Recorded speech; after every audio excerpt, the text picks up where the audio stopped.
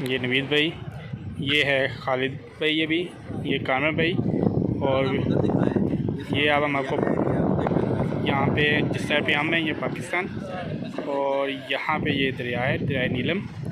और सामने यहाँ पे ये एक सेकंड भैया, ये इंडिया नज़र आपको आ रहा है, इंडिया का। हाँ जी, ठीक है। ये दरिया सिर्फ इसमें यहाँ पे ये आपको मैं मंदिर दिखाते हैं। ये जो गोल्डन सा नज़र आ रहा है ना, ये मंदिर है। और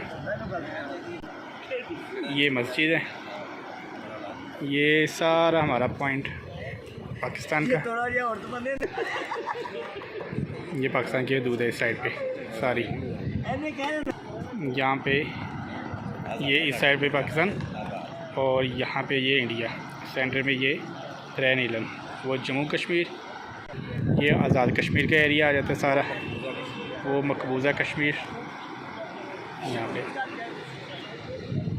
यहाँ पे भी ये देखें कुछ गाय वगैरह, कोई बच्चे खेल रहे हैं।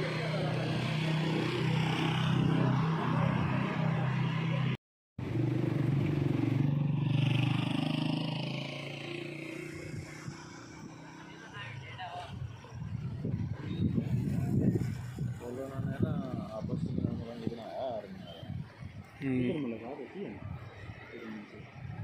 और जो ये मकामी लोग जो आपस में रिश्तेदार होंगे, रिश्तेदार बहुत होंगे, इधर यहाँ